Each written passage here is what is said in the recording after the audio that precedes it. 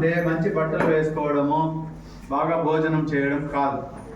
మనము పాఠశాలకు వచ్చిన తర్వాత ఉపాధ్యాయులు చెప్పేటువంటి పాఠాలతో పాటు జీవితంలో ఉన్నటువంటి గుణపాఠాలు, సత్యాలు కూడా మనం నేర్చుకోవాలి.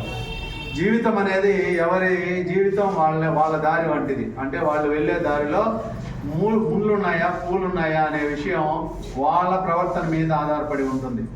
మనకు ఎదురయ్యే సమస్యల్ని మనం అధిగమించి ప్రతిరోజు మన జీవితాన్ని ముందుకు తీసుకువెళ్ళాలి.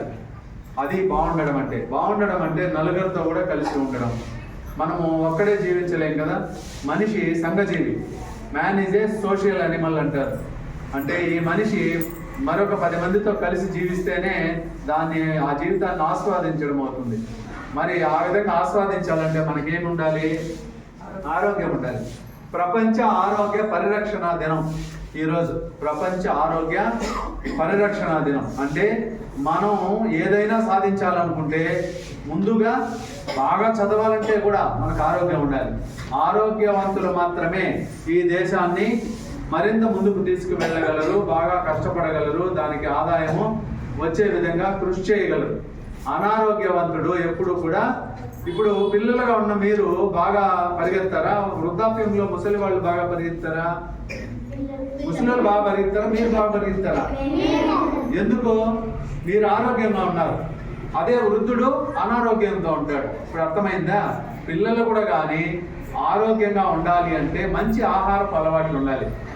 మంచి ఆహారపు అలవాట్లతో పాటు మనసు కూడా మంచిదై ఉండాలి. మంచి మనసు లేకపోతే అనారోగ్యం పాలైపోతాం. ఎప్పుడు ఎవరి గురించో దిగులు పెట్టుకోవడమో, కుళ్ళుపోతనంతో ఉండడమో, లేదా వేరే వాళ్ళ డబ్బులు తీసుకురావడమో, వేరే వాళ్ళకి హాని చేయడమో వల్ల మన మనసు బాధపడుతుంది. దానివల్ల మన శరీరము, మన ఆరోగ్యం కూడా చెడిపోతుంది. కాబట్టి మనం మంచిగా బట్టలు వేసుకుని వస్తే, మంచి భోజనం చేస్తే ఆరోగ్యం ఉండదు. మంచి మనసు ఉండాలి, ఇతరులకు సహాయం చేయాలి. అలాగే మంచి ఆహారం తింటూ, ఏవైతే ఇప్పుడు మన చుట్టూ ఏమున్నాయి? దోమలు ఉన్నాయి, అలాగే కుళ్ళిపోయినటువంటి పదార్థాలు ఉంటాయి, అలాగే బ్యాడ్ స్మెల్ వచ్చేటువంటి కంపెనీలు కానీ, లేదా పొగ కానీ, ప్లాస్టిక్ మండించడం కానీ, చెత్త అనవసరంగా అగ్గిపెట్టడం కానీ, దాని నుంచి అనేక వ్యర్థ పదార్థాలు కాలిపోయి తర్వాత కాలుష్యం అవుతుంది. పొగ అంటే గాలి కాలుష్యం అవుతుంది.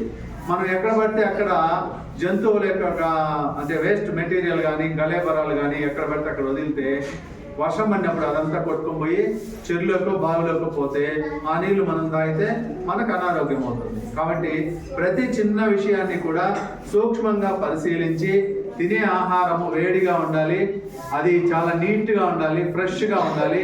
అలాంటి ఆహారాన్ని తింటే మన ఆరోగ్యం పరిరక్షించబడుతుంది. కాబట్టి నిన్నటి రోజున మనం యూనిసెఫ్ డే జరుపుకున్నాం. యూనిసెఫ్ కూడా ఏం చెప్తుంది? పిల్లలందరికీ ఆరోగ్యము, చదువు ముఖ్యము. ఈ రెండు వస్తే తరువాత దేశం కానీ, రాష్ట్రం కానీ, జిల్లా కానీ, లేదా ప్రపంచం కానీ మంచి బాలలుంటే మంచి పౌరులు అవుతారు. మంచి పౌరులే మంచి దేశాన్ని, ప్రపంచాన్ని సృష్టించగలుగుతారని చెప్పి ప్రతి ఒక్కరూ భావిస్తారు.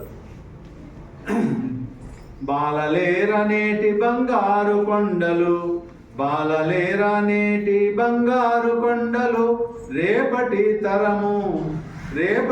తరమునకు కాపు వీరు, అట్టి బాలలంతా అవని సంపదగాదే.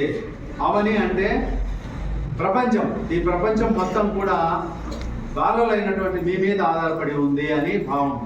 కాబట్టి అలాంటి అవనిని, అంటే అలాంటి ప్రపంచాన్ని తయారు చేయాలంటే మీరు బాగా చదువుకోవాలి, ఆరోగ్యవంతులుగా ఉండాలి, ఇతరులకు, సమాజానికి సహాయపడే వాళ్ళుగా ఉన్నప్పుడు మాత్రమే అది సాధ్యమవుతుంది అని చెప్పి దీని భావం. Thank you.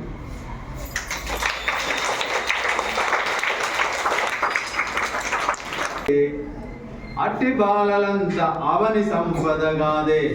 అవని అంటే ప్రపంచం. ఈ ప్రపంచం మొత్తం కూడా బాలలైనటువంటి మీ మీద ఆధారపడి ఉంది అని భావం. కాబట్టి అలాంటి అవనిని, అంటే అలాంటి ప్రపంచాన్ని తయారు చేయాలంటే మీరు బాగా చదువుకోవాలి, ఆరోగ్యవంతులుగా ఉండాలి, ఇతరులకు, సమాజానికి సహాయపడే వాళ్ళుగా ఉన్నప్పుడు మాత్రమే అది సాధ్యమవుతుంది అని చెప్పి దీని భావం. Thank you.